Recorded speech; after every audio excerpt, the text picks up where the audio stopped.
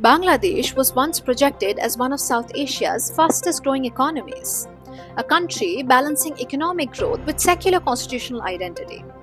But today, a growing number of incidents are raising a serious question. Is Bangladesh steadily moving towards religious extremism? The concern is no longer limited to isolated terror attacks. It now points to a broader pattern where extremist narratives are increasingly influencing public discourse, social media, cultural spaces, and even the lives of religious minorities. According to a report published by Bangladesh's Daily Sun, extremist messaging has evolved beyond underground organizations. Social media platforms are now being used to spread misinformation, conspiracy theories, and inflammatory content capable of turning online outrage into real-world violence. Even Bangladesh's Prime Minister Tariq Rahman recently reiterated a policy of zero tolerance against extremism and militancy. But despite those assurances, concerns continue to grow. This isn't the first time Bangladesh has faced the threat of extremist violence. Here are some past instances. On August 17, 2005, the terror outfit Jamaatul Mujahideen Bangladesh or JNB carried out one of the most coordinated terrorist attacks in South Asian history.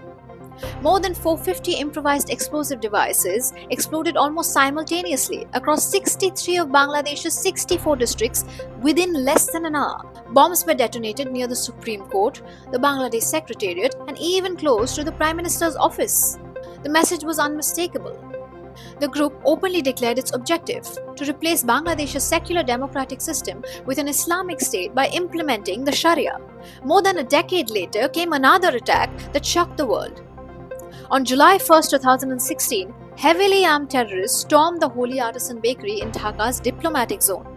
The attacks deliberately separated hostages based on religion, forcing people to recite verses from the Quran. Foreign nationals and non-Muslims were executed. 20 hostages lost their lives in a siege that lasted nearly 12 hours. This attack severely damaged Bangladesh's international image and raised fresh concerns about the reach of radical Islamist groups. But today, many observers argue that the threat is no longer confined to organized terror outfits. They believe extremist ideology is becoming increasingly visible in everyday public life. Bangladesh's cultural organizations, including Udichi and Chhayanaut, institutions that have long represented the country's secular and cultural heritage, have repeatedly faced hostility from extremist elements seeking to restrict cultural expression. Pressure on religious minorities has intensified following the suspension of the construction of an 81-foot Lord Ram statue at the Sri Sri Radha Govinda and Kali temple in Gaibandha. According to Justice Makers Bangladesh and France, the project was halted after sustained pressure from Islamist groups and fears of possible mob violence. The organization also warned that sections of the media reportedly practice self-censorship due to fears of extremist backlash. The concerns extended far beyond one construction project. Human rights groups and minority organizations have repeatedly alleged increasing attack on Bangladesh's Hindu community. A question regarding minorities. We are all aware of the recent developments in Bangladesh. We have been closely following them. And as far as law and order situation is concerned, I have been apprising you from time to time as to what our position has been or should be and is today. The unremitting hostility against minorities in Bangladesh, including Hindus, Christians, and Buddhists, at the hands of extremists, is a matter of grave concern. We condemn the recent gruesome killing of a Hindu youth in Maimain Singh and expect that the perpetrators of the crime would be brought to justice. Over 2,900 incidents of violence against minorities, including cases of killings, arsons, land grab, have been documented by independent sources during the tenure of the interim government. These incidents cannot be brushed aside as mere media exaggerations or dismissed as political violence. Following the political upheaval that removed the Awami League government, reports have documented numerous incidents involving attacks on temples, businesses, homes, and members of the minority communities. Several high-profile killings have further intensified these concerns. Let's take a look at some of these cases. In April 2025, Hindu minority leader Bhabesh Chandra Roy was abducted and beaten to death. India's Ministry of External Affairs strongly condemned the incident. In December 2025, Deepu Chandra Das, a Hindu garment worker, was lynched after false allegations of blasphemy. The killing sparked protests not only inside Bangladesh but also outside Bangladesh diplomatic missions in India. Earlier in November 2024, the arrest of Hindu spiritual leader Chinmay Krishnadas Brahmachari triggered massive clashes in Chattogram. During the violence, Assistant Public Prosecutor Saiful Islam Alif was killed, highlighting how rapidly religious tensions can spread into deadly confrontations. This year, January 2026, Ripon Shah, a Hindu petrol pump worker, was killed in what community members described as a targeted attack. Just weeks later, in February 2026, businessman Sushen Chandra Sarkar was hacked to death inside his shop, with local groups alleging it was intended to intimidate minority voters before parliamentary elections. For Bangladesh, this is about much more than domestic politics.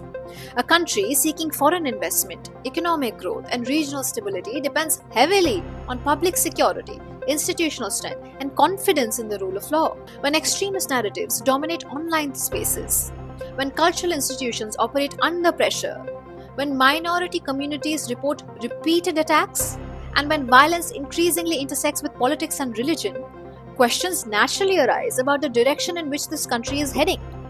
Bangladesh's government continues to maintain that it follows a policy of zero tolerance against extremism. However, dismantling militant organizations alone may not be enough. The larger challenge is addressing the spread of radical narratives online, protecting religious minorities, safeguarding freedom of expression, and preserving the secular principles on which modern Bangladesh was founded. These developments are also increasingly influencing Bangladesh's relationship with India.